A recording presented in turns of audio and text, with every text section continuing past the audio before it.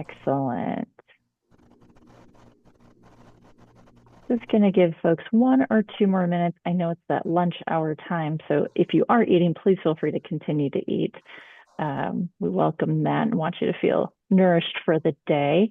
Everyone, as you're joining, you should see some slides, and if you don't see those, please let me know.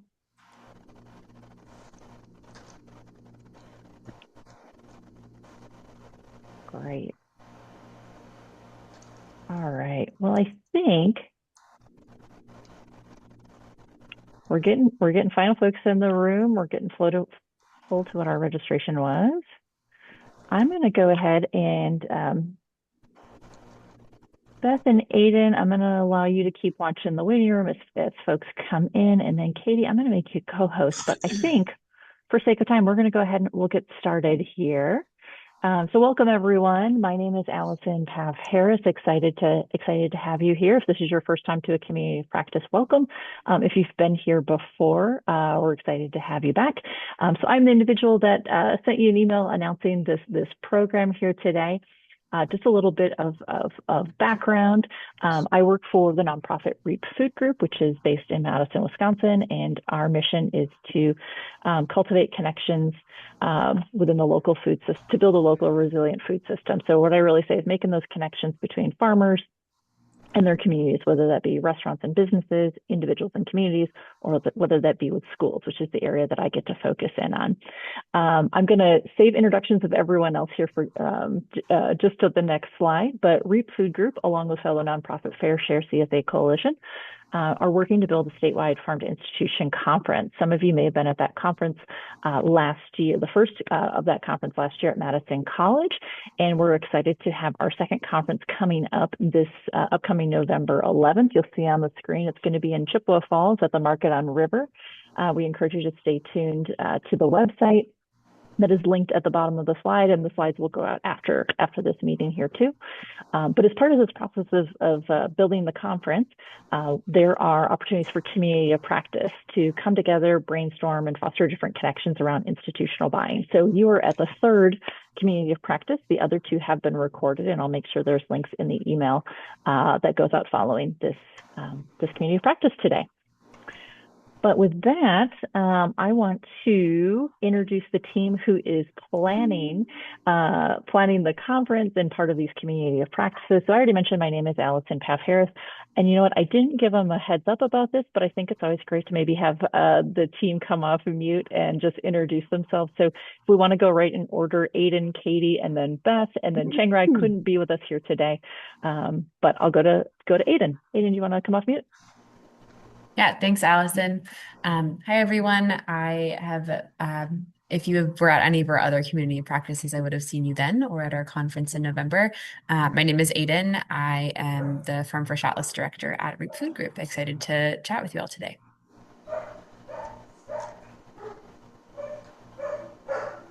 Hello, my name is Katie Hasmer. I'm the local foods coordinator for REAP. I enjoy hearing the dog barking in the background. And yeah, I work for the Farm Fresh Atlas and doing covering about half the state. I live in Sheboygan County, and this is my first Nourishing Wisconsin conference. Hi, everybody. I'm Beth Stropke. I'm the Farmer Engagement Manager with FairShare CSA Coalition. Was part of the team last year for the conference and excited to see everybody here. And looking forward to the conversation. Great. Thank you, everyone, so much. And as I mentioned before, Chiang Rai could not be a part of the community of practice here today, but he is also a member of the team. So if you're here already, so you already know what the agenda is going to be for today, but wanted to do really a high-level overview of some different policy and programs that are out there at the federal, state, and county level. We're not going to dive too deep into any one in particular, but just want to provide some space and overview of what those programs are, what some other states are doing, and really one of the goals of these community of practice practice is an opportunity to come together and chat. So we're going to have some time for some small and large group discussion. And what we're really hoping is to be able to do some brainstorming and help to guide where we think advocacy and policy work should go here in the state of Wisconsin. So crowdsourcing some different ideas and, knowing that I'll say REAP is one of the things that we were founded on was policy, and we do some advocacy work now, and we're looking to grow that. This is helpful to know where should we be moving in the future.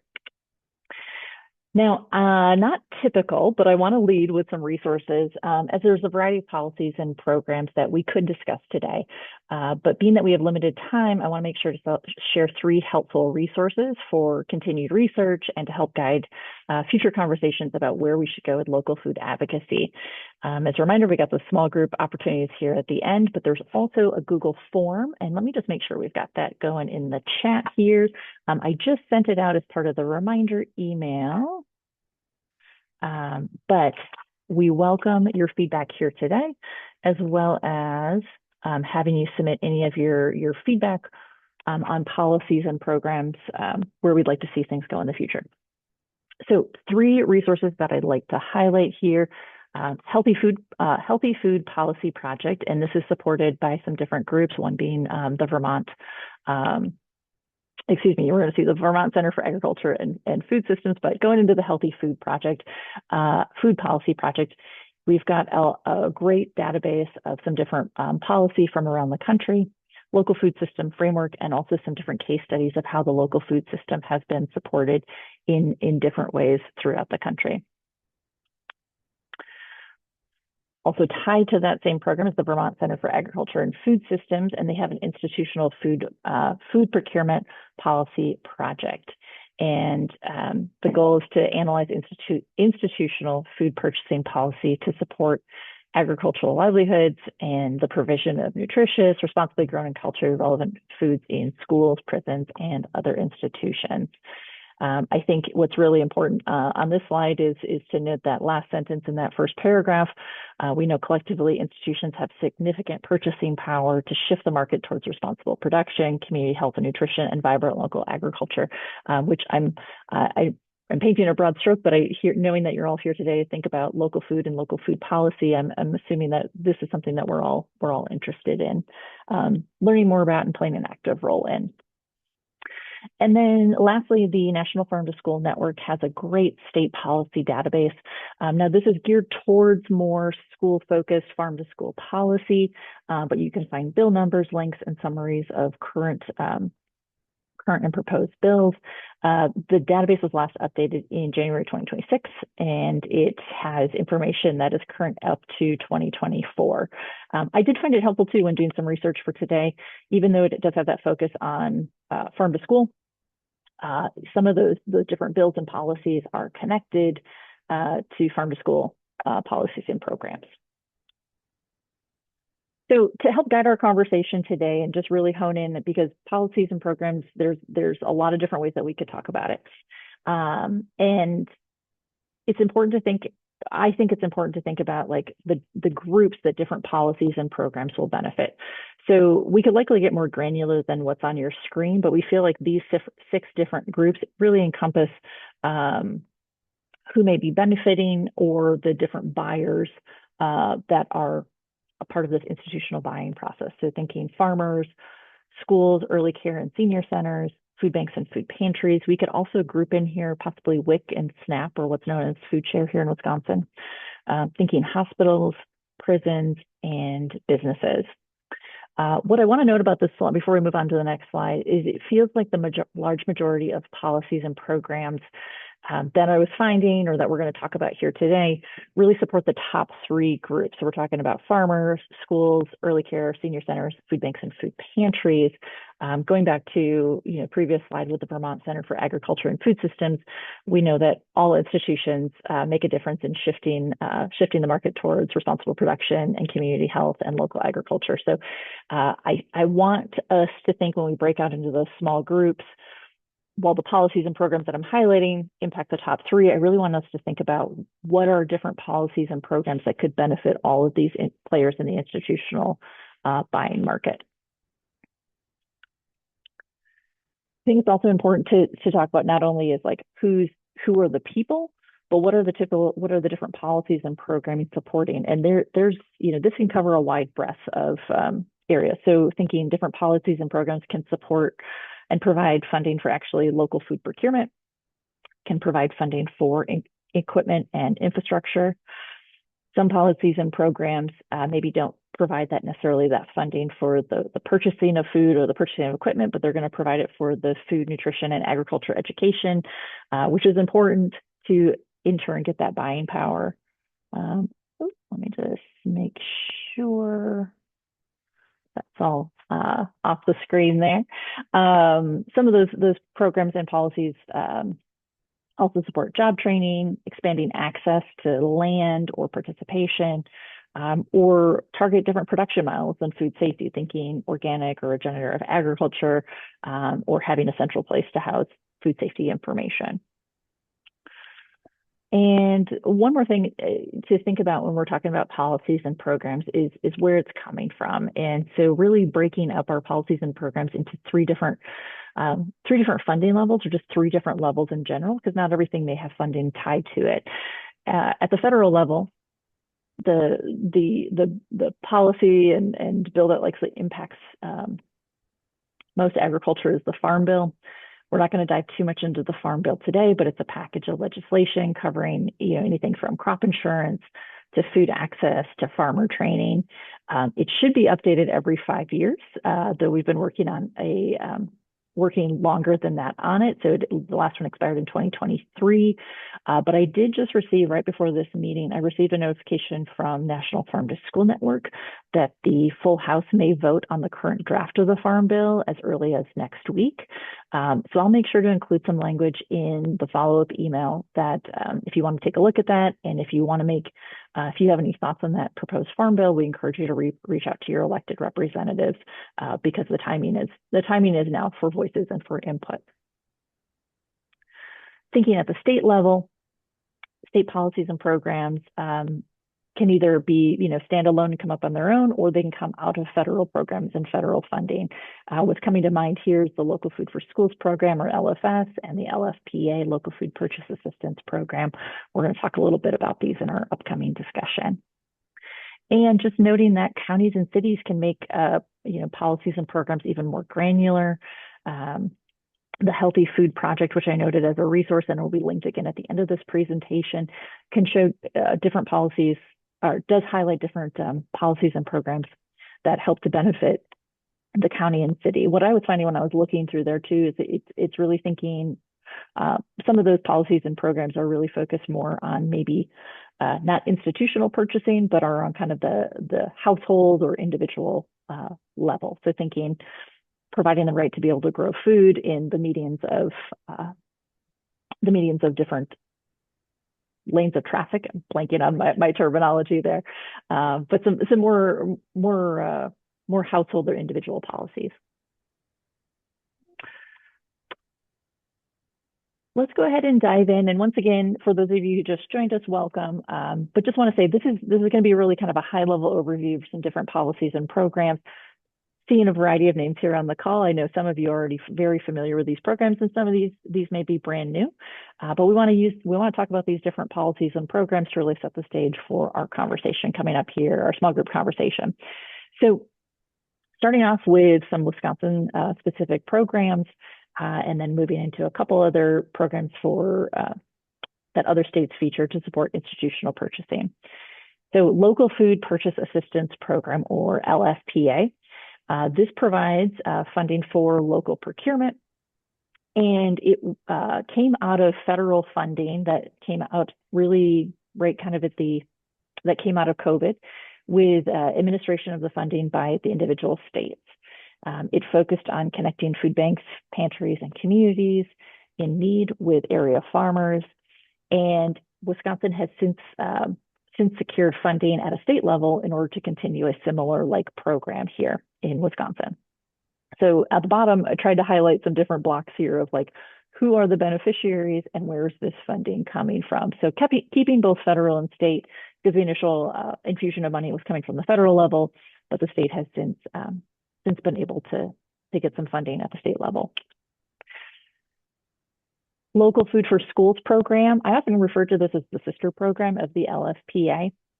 And thinking back to our earlier slides, noting that a lot of the current farm to institution policies and programs seem to support schools, early care centers, senior centers, food banks, food pantries, kind of following some, as we're seeing, as we're just starting off in this discussion, it's following suit. Local Foods for Schools program provided funding for local procurement between schools and farmers, similar to LFPA. It was that federal funding that was administered to the states for distribution. With Local Food for Schools program, it was a one-time infusion of $3.4 million for schools and farmers. If you've been following REAP, you'll know that there was proposed additional funding, or we were expecting additional funding in early 2024. Let me make sure I got my years right. But the current administration did pull back on that funding. So we are calling it a one-time infusion of funding for the Local Food for Schools program. I will say there are rumblings of a similar state-funded program, but nothing has since come about. The Resilient Food System Infrastructure Grants, RFSI. This was funding, again, that came out from, at the federal level, was administered by the states, really focusing on equipment and infrastructure, middle of supply chain, strengthening that local and regional food system. So knowing that we had programs that came out to benefit farmers and growers, and then their end market of being schools, food banks, food pantries, we really needed that middle of the supply chain infrastructure to have support as well. So this is a great source of funding that has come out. I did not link the website that has more information, but I'll be sure to include that in the follow-up email. But there's a lot of projects that are happening right now because of the Resilient Food System Infrastructure grants that came out. If you're here in Dane County, the Food Shed Project is one that has been supported by an RFSI funding stream. This is one that is near and dear to me, as I have the opportunity to co-lead this program here in the state of Wisconsin, School Meals for All. This is proposed funding here in the state of Wisconsin, and it would expand access to all free school meals to all Wisconsin K-12 students. We'll put on here, while the funding is supporting access to school meals, it's going to support schools and farmers. A reason being is that the way that school nutrition programs are set up is they receive their funding solely from student participation, not from property tax dollars that we pay that go to the school district. So when we can open the door to participation, we're allowing not only students to eat, but we're supporting that funding stream for the school nutrition program to reinvest in their staff, as well as their infrastructure, like their kitchens, walk-in coolers, stoves, combi ovens, but also to invest in their ingredients. And we know, because of the success of the Local Food for Schools program here in Wisconsin, we know that schools want to continue to buy local, but it's often that funding is the barrier to being able to do that. So Healthy School Meals for All is a mechanism to be able to increase funding to school nutrition programs and indeed to purchase more from local farmers. This is, as I mentioned, this has been proposed in the state of Wisconsin. It would use a mix of federal and state dollars. So we would continue to use the current federal dollars that are being used and have funding from the state to supplement, to make sure to supplement that funding supplement the federal dollars, meaning all students would eat for free. School nutrition programs would receive a reimbursement rate, the same reimbursement rate for any student that eats in their program. And just want to highlight that 9 states have already passed School Meals for All policies here in the country. Another proposed piece of legislation, and I think this has been proposed a couple times in a couple different legislative sessions here in Wisconsin. So Farm to Fork. This is a bill proposal which would do funding for equipment and infrastructure, as well as food, nutrition, and ag education. If you get into the bill language, it says it supports farmers as well as other entities that are not school districts that have cafeterias to nearby farms. So kind of keeping this broad as to who this is supporting in the end, but wanting to create they want to create a Farm to Fork program that is similar to the current Farm to School grant program to allow programming to happen for non-school entities.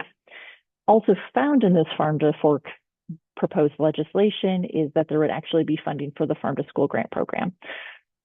So Wisconsin, I'm seeing a couple of questions come up here in couple questions that come up in the chat, and we'll make sure to leave some time to address those. But as far as the Farm to Fork, it was proposed legislation, created both a Farm to Fork grant program for those other entities that are not school districts, and then also had some GPR, general purpose revenue, to fund the Farm to School grant program. This would use state tax dollars. Because the legislative session ended here in March 2026 and it's an election year, my guess is that this may be proposed again in the next legislative session, but would be encouraged, if you want to know more about this bill, we'll include a link in the follow-up email. And then if you want to provide any feedback on the way that it's currently written, that's an option as well. Let me just take a moment before I go to the next slide. So taking a look, there was a question, are all of these coordinated out of REAP? No, so the Healthy School Meals for All Coalition is co-led by REAP Food Group, as well as the School Nutrition Association of Wisconsin, and our food bank and food pantry partners of Feeding America Eastern Wisconsin and Feeding Wisconsin. So REAP co-leads the coalition, and then there have been bills that have been introduced in the state capitol to support the no-cost school meals measures. The other measures, the RFSI and the LFPA are administered by the Department of Ag, so DATCAP, and then the Local Food for Schools program was administered by the Department of Public Instruction, Bureau of School Nutrition. The Farm to Fork didn't have a home. It was just proposed legislation that didn't move anywhere because of the end of the legislative cycle. And, you know, I mentioned at the beginning of our presentation that policies and programs can be implemented at the federal level, the state level. And so I just wanted to make mention, I see a number of names that are in the Dane County region. The Dane County Food Plan is something that I want to make note of. It is a comprehensive regional food system action plan. And so in this report will be recommendations to improve the local food system for all. This has been a joint effort by REAP Food Group and a number of other partners. We'll make sure that the link to the Dane County Food Plan website is included in the follow-up email. But just wanted to make note that there's no policies or programs coming out of this right now, but there will be recommendations of things that will support all players in the food system. And that is based on a number of conversations that the Dane County Food Plan team had with folks to understand what should be in the overall report.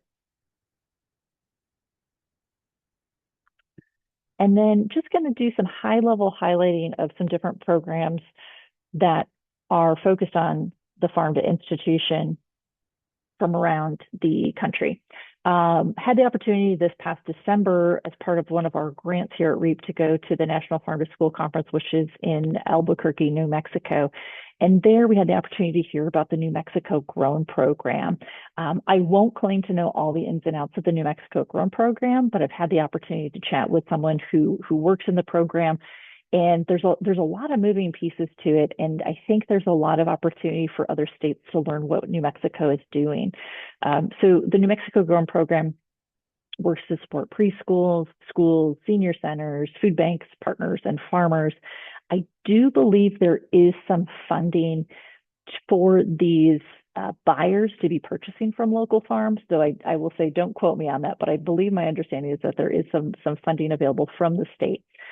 What is also tucked under this New Mexico Grown Program is the Approved Supplier Program. And this is I'll say targeting, a program that is targeting growing practices or food safety. And specifically, the Approved Supplier Program is creating a centralized hub for food safety information. So, for example, when I work with a number of schools, they're like, well, I can't necessarily, take the time to talk with every single different farmer to learn about their growing practices, to make sure that they're that things are going smoothly on their farm. But I have a huge population of students that I need to feed and need to make sure that the food is safe. And so the Approved Supplier Program creates a central location where farmers and local growers can apply to the program and submit their food safety information. And then the reviewing body works with that grower. If they're missing anything, they work with them to get them approved, or help them with technical assistance, or approve them right off the bat with all their food safety information that is submitted. And then those institutional buyers, like schools, have confidence in the program to know anyone who's listed in that program they can purchase from. So we've seen we heard a lot of success about this program. I was able to visit Albuquerque Public Schools, and both the farmers and the school district were like, this is a really great program because it's removing one of those barriers for purchasing from small farmers for large institutions. Just gonna go ahead and make sure everyone's muted there. And then the link is included here to learn more about the New Mexico Grown Program. Two other programs that I want to mention, and the Kentucky Proud Buy Local program. This is one that is new to me, but I did hear about it from a colleague at the National Farm to School Network. And this was when I was in that search to try to find what are those farm to institution policies and programs that are supporting the restaurants, the businesses, and other institutions. Because I know when we put out this call, our registration for this call, we had folks from hospitals, we had folks joining from or have interest from other large institutions. So thinking around town, the big companies that do meal service for their employees. And so I was curious, what are those policies and programs that are out there? And someone recommended the Kentucky Proud Buy Local program. They did note it's a limited program, but it does provide some matching for local purchasing, but it does have a lifetime cap. So just something to be thinking about, that there is an effort to encourage, restaurants and other institutions to purchase local that are underway, and something maybe we could be thinking about if it's applicable here for folks in Wisconsin. And the last one I want to mention here before we break up into our small groups, California. California has a lot of different things going on. In the world of school nutrition, they've got a number of different policies. They've got a Healthy School Meals for All, as well as funding to support job training and farm to school grants there. But being that I've chatted about a lot of those, and I know we have more folks on the call than just schools, I wanted to highlight a program that's coming out of California with their farm to community food hubs. This is, my understanding, is one-time funding for the creation and permanency of public serving community food hubs. So really, California is investing in the aggregation and the distribution infrastructure so that schools as well as other institutions can have a central place to go and pick up local foods, and to kind of that aggregation center. And I have a link in there to learn more about the program, excuse me. So now what I want to chat about is I want to break this up into small groups and really have the opportunity for you all to share. Actually, let me jump ahead here. I want to do, in these small groups, I want to do introductions if you haven't met. What group do you represent? Are you a farmer? Are you a buyer from a school, from a hospital, from a business?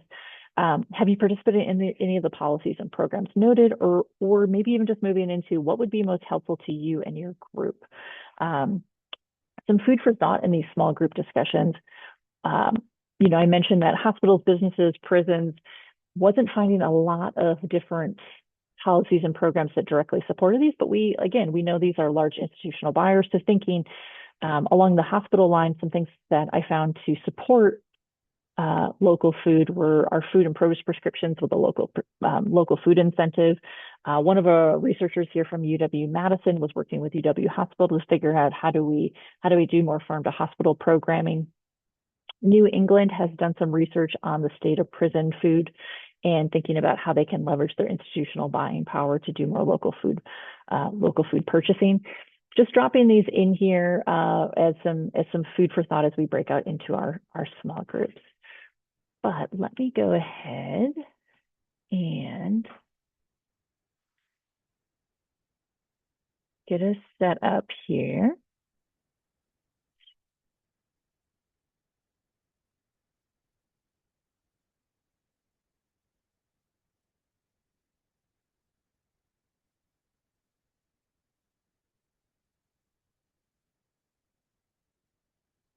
All right. And we're going to give us about 15 minutes here to chat, 10 to 15 minutes. All right. We'll go ahead and we'll break up.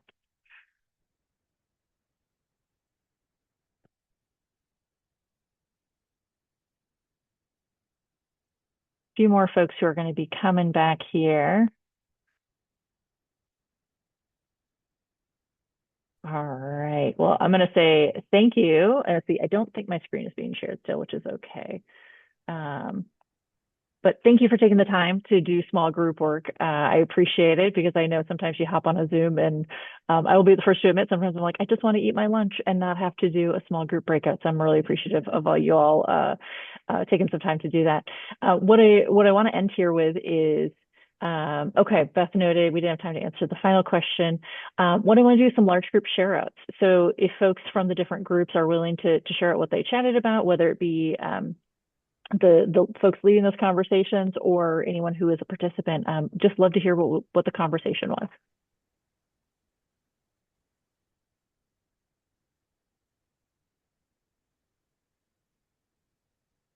I'll jump in real quick and just say that there was some lamentation about the decline of the LFPA program and a lot of hope that some state funding will come in and be able to pick up where that was left off. Yeah, so that's kind of what we got to. Great. Thanks, Beth. Anyone else willing to share or to chat about what they where they were chatting about in the small groups? Yeah, I can jump in, and anyone in my group is welcome to kind of tap in and fill in some holes as well. Lane was able to give us kind of an update on some of the National Farmers Union advocating that's happening around the Farm Bill vote, Allison, that you mentioned. And then it felt like kind of a very large and wide meeting of minds. I think we touched on a lot of little things and maybe didn't dive into any one thing for very long. But Sarah George was there, who has done a lot of work in Minnesota, and so we were able to kind of talk about some of the things that have worked in Minnesota, some of the things that we'd like to have work here, and then we're talking about some work that Catherine is doing on Harvest of the Month, and how how that's moving forwards. Great. Thank Yeah, you, I guess Aiden. I'll Go just for it, add Lane. I'll just add really quick. Yeah, some of the conversation about what was happening in Minnesota was how they looked at the most sold foods through LFS to really analyze like what folks wanted. Because I think that there is an idea around the potential of trying to highlight products that people could maybe scale up, even if they are a very diversified farm, that maybe they could scale up just for wholesale in a couple of different product areas rather than like having there be so many options. So anyway, she was just talking about how they looked at it and then compared pricing. Yeah. Thanks, And Lane. Minnesota is one of the states that actually is funded, we self-funded an LFPA that we're all waiting with the bated breath right now on who's going to get the LFPA over there, but Minnesota's version of the LFPA. So that's also coming. So. Great. Thank you, Sarah. Want to leave it open too for any other space, any other comments, or were there any other types of thinking sky's the limit types of policies or programs that you would like to see to be able to support people you're working with or your work in particular?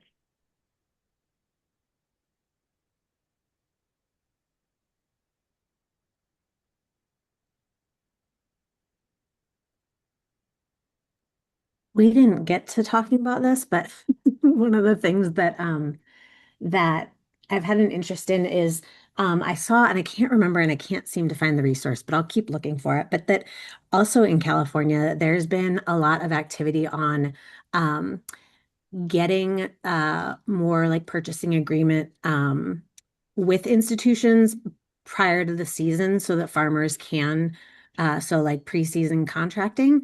And I think that would be a really wonderful thing to have here or to be like kind of stepping in the same direction alongside, because I think it is different when you're trying to source local food, and they do need some commitment, and in order to even like scale up different products in a similar vein to what I was talking about before. Thanks, Lane. Do you know, with that, is that with particular like institutional buyers like schools or different groups, or? I think that they were doing a lot of times in healthcare. Gotcha. Okay. So working with the healthcare, I'll have to take a look at that. I'm seeing a comment too. Mark, did I talk about food prescription? Just real briefly, in that it is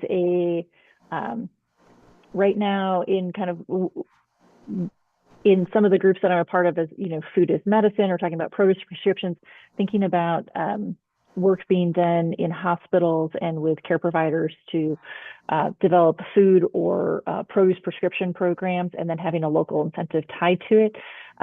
I don't have as much on it. Mark, do you know more about these types of programs? Otherwise, I can include it in the follow-up. Or did you have a specific question on the produce prescription, food prescription? Well, I don't know much about it, but going to the hospitals and schools, we're selling to Illinois and Oklahoma with Erin Martin, if you know her. She's a big proponent of Food RX.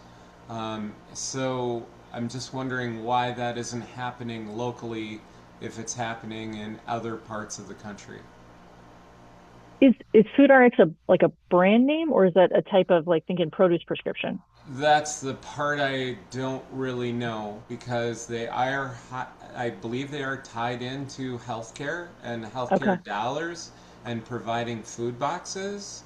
Um, and then I know that uh, Marty Travis down at the farm in Illinois is linking in the Chicagoland hospitals. So Interesting. I'm just wondering what that takes to get that going here. I will do some more research into that. I see Beth is typing some notes in, but I'm going to go to Tracy, who had her hand up. Tracy, do you want to go ahead? Well, I just wanted to offer, and I think it's my sense that there is a lot going on in that vein, both out of public health kind of fields, the university, different extension people, also Intertribal Food Coalition, and others. And so I think that is gaining a lot of momentum, and I think they're carefully planning that. And I would guess that that there's going to be more on that coming out soon, and then that'll help provide some guidance about how those kinds of programs can be put together in Wisconsin and beyond. That's my sense. Gotcha. Thank you, Tracy. Sarah, I see your hand is up too. Yeah, I've actually done several different produce prescription boxes, veggie RX, we call them, with the local hospital. Believe it or not, you have more inroads with their PR director than you do with any of the doctors, nurses, anything. But going to, um, sorry, I'm driving you guys, but going to integrative health and wellness physicians are your next best option. So starting with um, their PR directors, they are required, hospitals are required to give back to the community, and to do it in healthy eating boxes um, is one way that they're required to put funding in the community. And this is one way that you can be like, hey, this is what you can do. And if you can get to the right contact, they'll do it in multiple locations or multiple counties, not just one, location. We've done it. I've seen it in 4 or 5 locations throughout the state, just in programs I've worked on.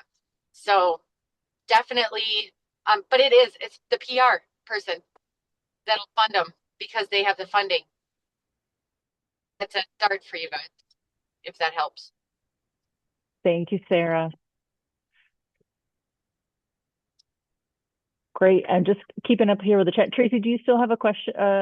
Well, I think Question on that? also that Yeah. there's a lot of policy work going on regarding the Medicaid dollars. And so there are all these different steps that have to be taken for different groups and communities to be able to utilize some of those dollars for prescription food. So I think that's the kind of policy work that's kind of being hammered out. Great, thank you. And yes, thank you for everyone dropping things in the chat. We're going to make sure we get these. We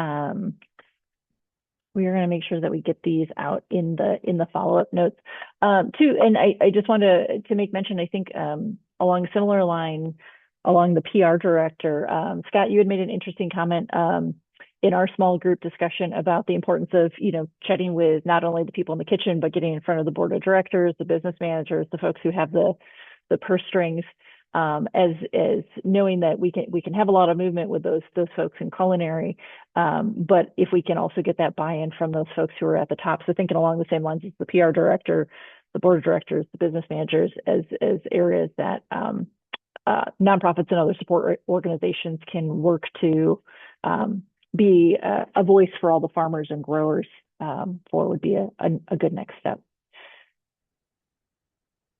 I know we've got just 3 minutes left on the schedule, but want to open it up if there's any other questions, comments.